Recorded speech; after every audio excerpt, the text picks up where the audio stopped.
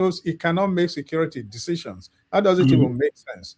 Doesn't make sense to anybody. And what happens? They squander their money. They don't use it for what it was supposed to be used for. And they are executive governors, all right, but they don't have power to make security decisions. And so, yes, state police is, I think, it's overdue. Everybody knows that, but somebody has to have the will, not just the political will, but also have the courage to say, let's do it. Start. So if the Congress has passed that law, I think hopefully the president will not have any problem signing on to it to make sure that Yes. state policing is now the law of the land. Mm. To make sure state policing is not the law of the land. And we look forward to the president signing that bill. We thank God that it has passed the second reading, because I thought the governors will really do some back end sabotage to stop it. But now it has passed through. I mean, So, to be honest mhm, with you, when a story, we've been advocating for this for the past, how many, 2 years now. 2 years. yes. We've been Uh, crying over this. So now that is it's of public interest because of what the this insurgency is doing to Nigeria. Anybody that comes out to come against it will look like a fool. So they know better. They will look like a fool, because it's like, if you're not going to allow the state police, what option do you have? What are you suggesting that we do with the insurgency that is happening? So I mean, personal interest is still existing. Most of them, it's just almost like when the government came out, when the president came out and said, I don't want the money going to the local government to be going through the governors. I want the local government to be receiving their money directly from us. So what happened was that many governors did not like that, because it will not give them autonomy to be able to control most of these local government people. They used to use that to manipulate them. So now that the money is going straight to them, they don't have those powers anymore. So now, exactly the same thing that is happening with state policing. There are so many things that can be curbed in order to save the money to develop this state policing. To be very frank with you, there are many places, loopholes, where they're stealing money. If they save that money, these people will be well taken care of. And even the military themselves, they need more money. They need more money.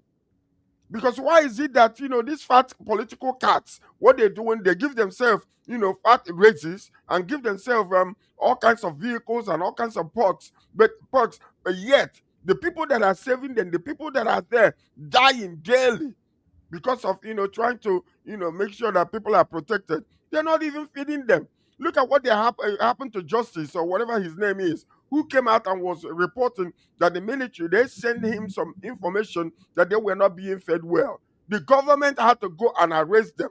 Even the military themselves, are they not foolish? Somebody is fighting for you. So the ones on top are the ones complicit to all of this nonsense that is going on. That's the state of Nigeria and our mentality. that- We need to that's rebaptize ourselves and sanitize that nation so that people can begin to think right, honestly speaking. wow. Strong words from you, gentlemen. Thank you. Let's move on to other issues. Because we are Nigerians in the diaspora, viewers following us, because we are Nigerians in diaspora, we are more concerned about issues bordering on the citizens, because it affects us. Is that not so, Prof? It affects us. So let's look at cholera, or cholera killing 5 people during the weekend in Plateau State in Jos. So it comes down to water.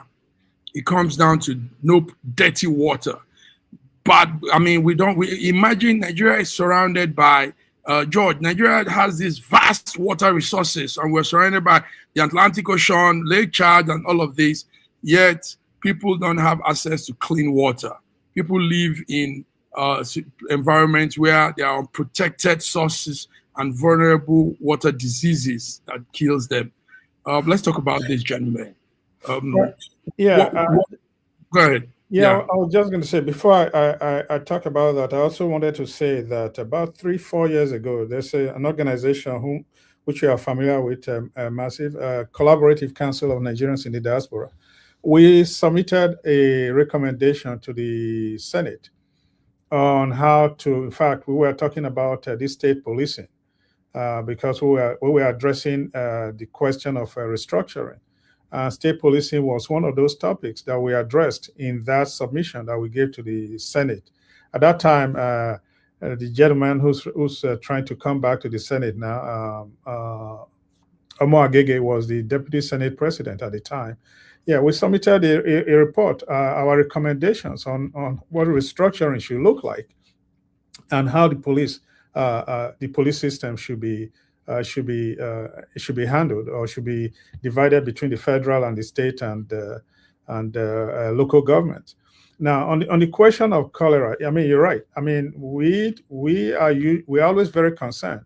It's unfortunate that some lives have to be lost now for that to draw attention. We're in 2026. Okay, we're in 2026. So we have been independent for 60 plus years. We are still talking, politicians go on campaign and talk about how they are going to give people boreholes. Boreholes. That is what we are still talking about in 2026, when people are now talking about going to live on the moon. They are talking about taking data centers to the moon. We are talking about boreholes. And then, when the boreholes break down, I mean, the people. I mean, all you have to do is look at most video clips that come from that country. When you look at the material used for the zinc for the roofs, the zinc, you see how rusty they are. I mean, that is the water people are drinking when the rain comes. I mean, that we are running around in bulletproof vehicles and we cannot provide basic water system for the people. I think it's unconscionable. The healthcare system of our country, everybody knows. Even our grandmothers know how bad it is, and for people to be losing their lives to cholera in 2026 should not be happening in a place like Nigeria. And so the healthcare officials, whether it's Minister of Health or Commissioner for Health, whoever they might be, I mean, I'm not a healthcare professional, but I do know that simple hygiene can prevent cholera from happening. Simple, very simple hygiene. People don't have that.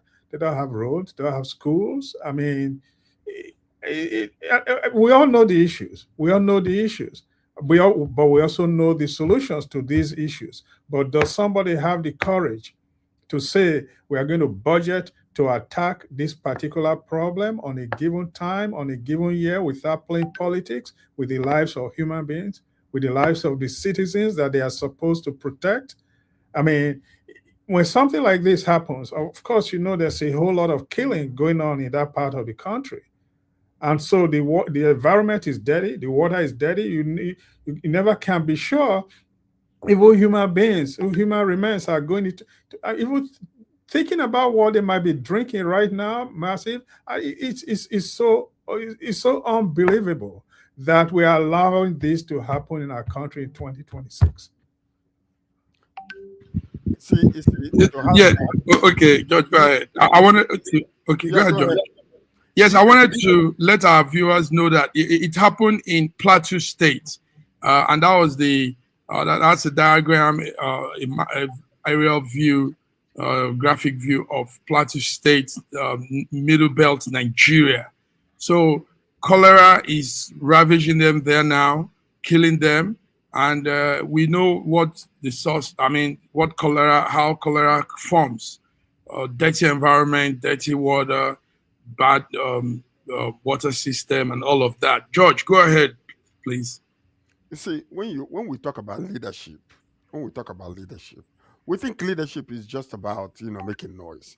We think leadership is just about, oh, we're going to change the economy. Leadership is more involved. Is the involvement of leadership is so deep. It talks about family affairs, welfare of the people, the balanced necessities of life. If allowed, Nigeria will start to sell oxygen for people to breathe in.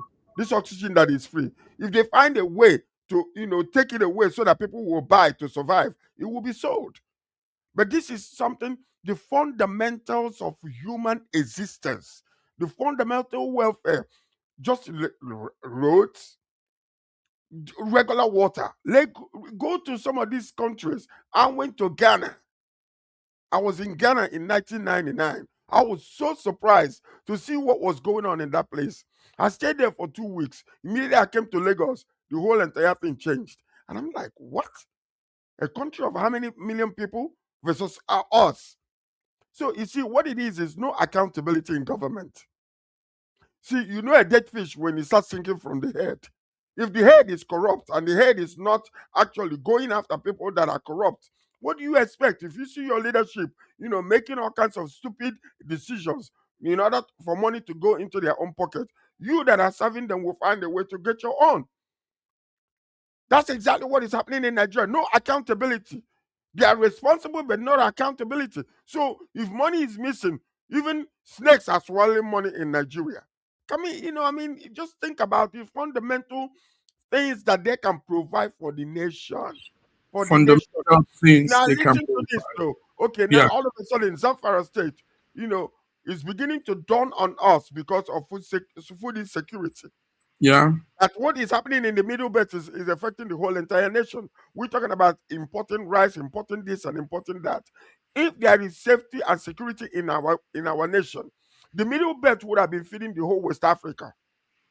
But right now we are, depending on other nations to import food to us. That is it's so sad. But the worst part of it? Mhm. Tomorrow we give excuses for all the leaders that are making this whole entire thing worse than what it is. We give excuses because they're from our area. We will not talk Affiliations. bad about them, which is tribal, or religion. These are the things we need to tear down those walls. Let's all look in the same direction together. Let's get a Nigerian leader who cares about the common man and care about them so much so that they will give their life to make sure that everybody is comfortable in this country. Mm. Because to them, they don't care. They have their bulletproof cars. They are going around. They don't need anything. They have boreholes with water sanitizers and water purifiers in their houses. Who Can you cares about imagine? the people on the road? That's the problem we have in our nation. It is about time for us to start holding our leaders, accountable to whatever they're doing wrong. Cry out for it until it opens their ears and they will hear it by force. That's the only Cry way. out to it until they open their ears. All right, gentlemen, viewers, we're here on this 15th day of June 2026. I'm here with Professor Charles. I'm here with Sir George from Toronto, Canada, Professor Charles from the United States. Gentlemen, we can't do between the lines if we don't do some international updates too. As much as we are passionate about our country, there are also issues happening around us that could affect us too. One of such is Trump announcing the U.S. and Iran peace deal. Do we see this happening this time, Prof? Do we see this peace deal coming to pass this time? Trump announced a peace deal with Iran, and we hope it will end all hostility and reopen the key global oil routes, the Straits of Hormuz, like they call it. Prof, what do you have on that? What's your views on Iran-U.S. peace deal? Well, I think I'm like most people. We have not seen the fine print. We sit on the look.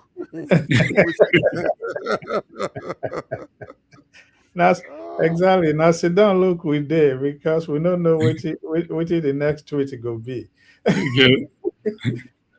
So on a more serious note, I think it's great to hear that this is happening because obviously we see the impact of the war, the impact of what has been going on, not just from when you go to buy a gas, because that's where you feel it first, because the Strait of Hormuz is closed, and so no oil literally is coming in. So the price of gasoline has gone up through the roof, which translates to food prices will go up, which translates to food cost of heating. It's very hot right now. It is very, very hot right now. The temperatures have been going through the roof the last few days, which means everybody is turning up their AC in the house which means by the time they get their bills at the end of the month, it's going to be overheated. And so these are all like a domino effect. As a result of this war that has been going on, we're all dealing with all these. It's a global phenomenon. It's a global issue, but more so here at home, we are dealing with it. And so everybody's holding their breath. Hope that this we hold, because there appears to be some hurdles that need to be crossed before the final deal is done. The immediate ones, I guess we're just going to be watching to see how they become, how they take effect. Because I say that with all sense of respect for the people who negotiated all of this, but we know that we have seen what happened between Israel and the rest of the Middle East in the past. We have peace talk today. There's peace. It will stay for like a few days, and then they start all over again. But so we don't know how this is. We hope it's a lasting one. That's what I would say, and it will be a welcome change because we need to have a little bit of peace. We need a little bit of peace. Yeah, Yes, go ahead, George.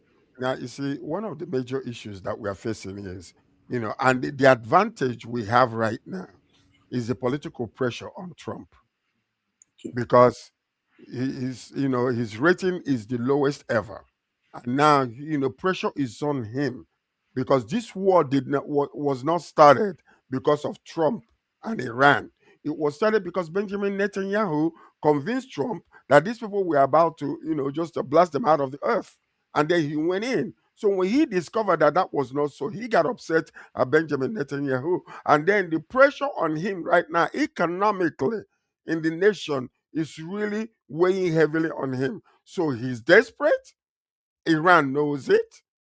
And we are hoping that the fine lines of this deal will be better than the ones we had before. You understand? So hopefully, because he desperately needs something to take place, because the pressure is on him locally. And then, when you come to weigh the reason why he went to war in the first place, the reasons are not being given. It's not being visible that what they were alleging, like Iraq war, was true. So, but to a degree, these people need to be crippled. To a degree, I they know need to be crippled. Iraq needs to be Right. crippled, Yes. because they don't think like us. These people, Yeah. they don't care. That small leadership there, there, I guess maybe the 7 virgins that are waiting them when they die is what's motivating them to come and begin to think just unthinkables. I mean, Think unthinkables. they're thinking things that are not even, me and you will be wondering what is wrong with them, and they don't care. So they are Thank you. supporting Hezbollah. They are supporting the Hamas. They are supporting and sponsoring all these people, all in the name of eliminating Israel. What did Israel do Good to you shit. people? What? And I Nothing. thank God for the US, because if the US was not supporting Israel, these people would have wiped them away for the longest. So I believe that a deal is visible. Okay. Okay, it's just out of reach. It's not out of sight anymore, because the people are suffering too. Although that they're making it like they're not suffering. No, recently Trump just released the secret that they have taken a lot of shiploads of oil from Iran. So he just said it on Friday, or was You it just Saturday? said it all. Yes. Yeah. So All right, so George. so what we are saying is this: Mhm. let there be peace and let there be a deal, so the world can take a breather over this mess that is going Thank on. you very much. Thank you. Beautiful words there. Gentlemen, our time is going very fast, but we need to just talk about this to wrap it up. The UK, I don't know if you gentlemen followed the news just some few hours ago.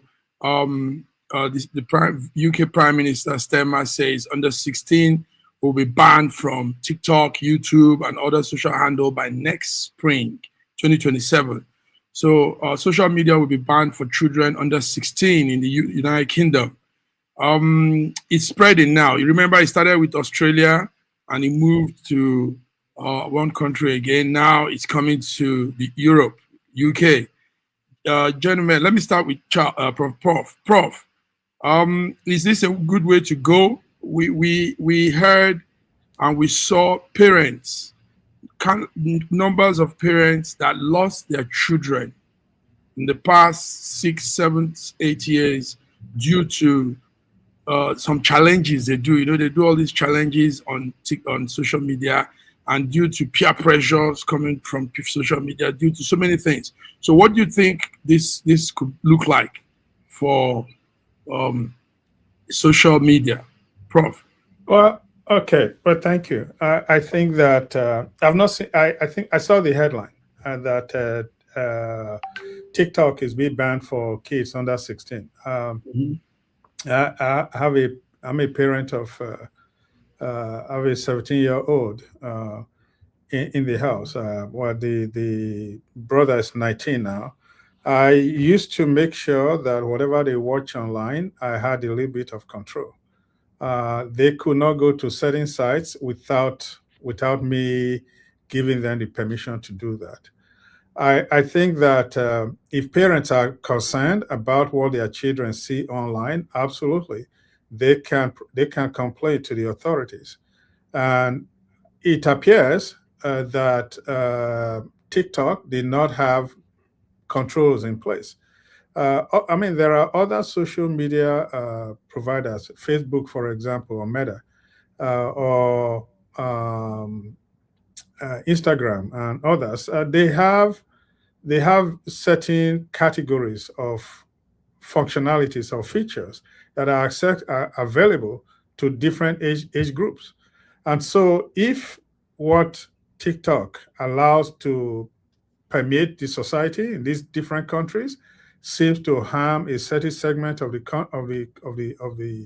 population, I think it's in the best interest of the kids to make sure that they are protected. And any responsible government will do exactly what these are doing to make sure that their children, they are not losing their children to bad habits, or they are not losing their children to uh, violence, if you will, and more importantly, they are not losing their children to bad influence. And so I would imagine that they have done some due diligence to make sure that before they put this type of law in place, it's to the best interest of the population, the segment of the population that is be protected, 16 and under. And so I think yeah, a responsible government will do that. Okay. Responsible government would do that. George, what do you have? Yeah. I mean, this policy may be controversial, but its positive intent is very clear. Okay. I mean, protecting children from harmful online contents, addictive algorithms, and dangerous challenges is something that government needs to do, because if during their making stages, when they are Mhm. growing, if you allow them, if their way there is no vision, the people cast off restraint. And that's exactly what has been happening. You see a lot of kids, they stay in their room and they do a whole lot of things. They don't even want to come out to their parents anymore. In those days when we used to go to school, when your parents come back home, everybody will come and have dinner together. You eat and then you watch TV together. It's no longer that way. Most children these days, they don't even want to hang around their parents. They want to stay in their rooms. They want to take their food to their rooms. They eat in their rooms, and they do a lot of things in their rooms. But with this type of,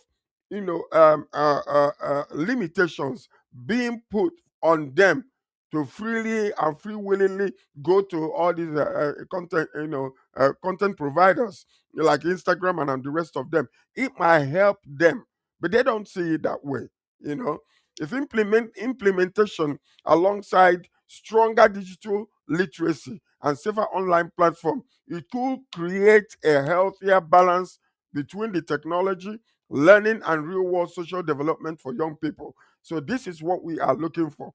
I applaud the nations that are doing this, because when they find out that most of their children, all of a sudden, something will happen, the parents are not aware of it, and these children will kill themselves because somebody is either bullying them or somebody is suggesting to them that them taking their lives is the best way to go.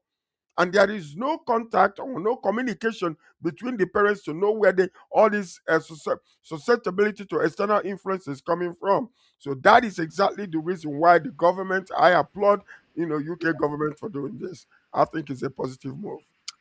Yes, as much as we are very much into the media business, technology, and all of this, I think there should be some level of sanity, control. Yes, do you know that there are sites where people commit suicide and they will give link to watch them commit suicide? Can you imagine? People, you'll be watching somebody killing himself or herself live. And a lot of terrible things too, a lot gory things, barbaric, it's all out there. So having control over all this, what I will add to what the Prime Minister said is not just on social media, the usage of internet generally. There are too many graphic and explicit places young people should not be visiting. Gentlemen, I want to thank you. Prof, is there anything we need to know from your end? The World Cup, are you a football man? How is the World Cup going? Have you ever seen a Nigerian that doesn't like football? Okay, there we go. So give us the update. I played football growing up. I played football in college. I captained the African team in my school days. And after I left college, I still play in local teams, and I coached after I was too young to play. I was helping the youth. So it's been an exciting time. I've watched a couple of matches. I watched South Korea game. I was very impressed by their determination and their and they won. I watched the USA versus Paraguay. Paraguay was just no match. That was so now you cannot include US as a possible outlier, a favorite, maybe. I know that's a stretch. I did not see the Ivory Coast match. That's a stretch. I heard about it, but I was a little bit taken aback by the performance of Brazil. It seemed like they came out to play for a tie, and a tie is what they got. Yeah, even though everybody is thinking Brazil is going to be Brazil, it's going to be Spain, or it's going to be France. Maybe Canada may bubble up somewhere. I don't know. They had a good team in the last time, but they just could not win. But now they've scored their first goal. So that's a big deal. That's a big deal. Netherlands tied. So it's still very early, but this is a time. We stay up late and watch the games, and so but it's happening here, and so there's not a whole lot of staying up late. It's an exciting time. So unfortunate, I'll say this. It's unfortunate that not all the countries are allowed to play because of some of the things that are going on. But it is what it is. But there are enough matches to go around, and so it's going to be an exciting time to keep watching all these games. Nice. Yeah, please keep giving us the update from your end, but you're right there. I shall. I know. Before we came on stream, Cape Verde and Uruguay played, and I think it was a draw. Yes, before we came on stream. Sir George, you have some games going on. Yes. We have a game, but I'm going to talk about another one. My love is basketball. I love soccer, but I also love basketball. So this past weekend, the New York Knicks actually, took the championship, and our young brother OG Anunoby was one of the prominent ones there. So we applaud him very highly. Nice. I met him when he was in Toronto a few times. He's such a wonderful young man, and then this is his second ring. He's an Igbo boy, He's an Igbo boy. Big boy. It's a Nigerian. We applaud him very highly. A Nigerian. Yeah, his brother plays regular football, American football. And it's very unfortunate that the parents were not alive to see him, reach this milestone. It would have been a wonderful one indeed. But congratulations, New York Knicks. And You know, we applaud you guys for taking and bringing this thing to the east instead of leaving it to the west. So we're happy. We're happy. So you know, Sana, the Warriors. My son loves the Warriors because of Curry, and so when Warriors were out, San Antonio became our team. And Okay. so they could have won, but we clearly New York was more hungry. They deserved it. They showed a lot of grit, a lot of they are more mature team. Yes. And now that you're plugging some of the Nigerians who are shining, for the U.S. team, Folarin Balogun scored 3 goals, but 1 was disallowed.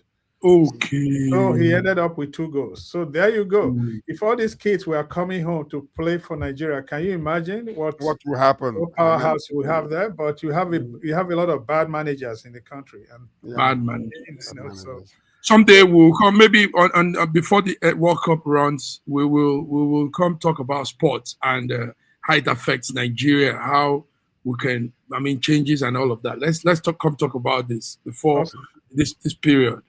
Just sports, all of those sports, how bad management have really ruined.